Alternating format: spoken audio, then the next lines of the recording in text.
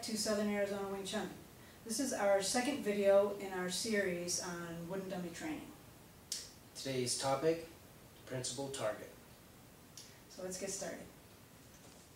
At the end of each sequence in the wooden dummy form that we do a closing section, and the techniques are double jut and double pow. These motions come from the center and to the center. So as I face the dummy, I'm square on, I double jut from the center, I double pow to the center, from and to. Elbows are sinking, body is sinking when I pull, and rising when I pow. Those subjects will get a little deeper later on, but that's the basic concept of those techniques, closing each section in the wooden dummy. So next I'm going to show a sequence that we practice on the dummy. But first I want to talk about where I'm targeting. My power, my energy is always focused somewhere within the dummy body. Sometimes it's directly dead center in the dummy body, sometimes it's more out to the shoulders. But my energy, my power is never going outside the dummy body. So for this sequence, I'm going to be doing pock, pock, pock, pow, chop, punch and jut, pow, chop, jut, punch.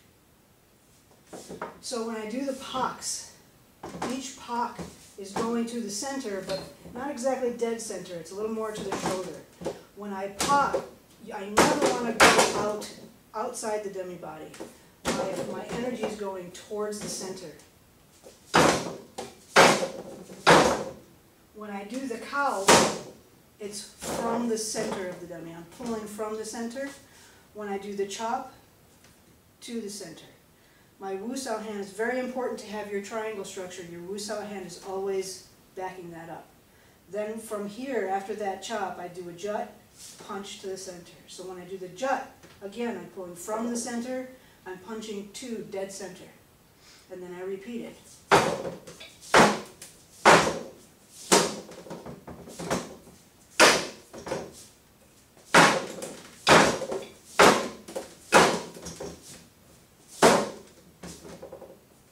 And you can repeat that over and over to work on those principles.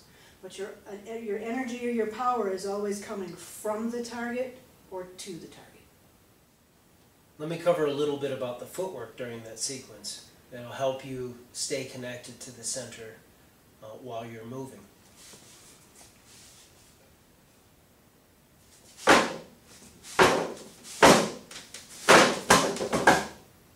So, my first pock, I'm making it a facing stance. I'm stepping to the side a little and turning. I don't want to step too far so that I'm facing away from the shoulder area. I want to stay connected to the center. So it's just a small adjustment. Each dummy varies a little, so you may step more. You may not step at all. Some dummies, the arms are wide enough that all you do is you turn. In this particular dummy, I have to do a small step. Now my next move, I have to step a little more because I step closer to this arm. Now I have to step a little more. Now I have to step even more because I have to get to the other side of this arm so that I'm coming straight from, I get straight to. Then I'm squaring up. There's a small adjustment here so that I can square up. When I square up, I'm going back to my basic stance. Yuji Kunuma.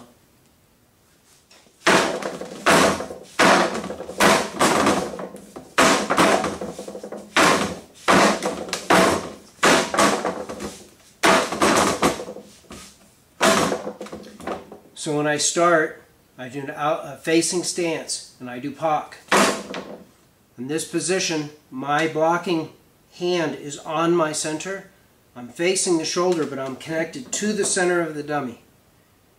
Then I do another pock. I adjust so that my hand is on my center, connected to the center of the dummy.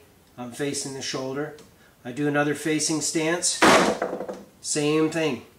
Then I come around, cow from the dummy on my center, then to the dummy from my center, and then both equal opposite, from and to. I square myself with this arm because this is what I'm dealing with. Then I do a facing stance and I adjust to the other side, cow, from, to, square up,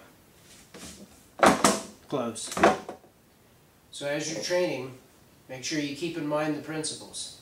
As we did today on the dummy, you should do the same thing on all the drills you do, whether it be with a partner or with a dummy.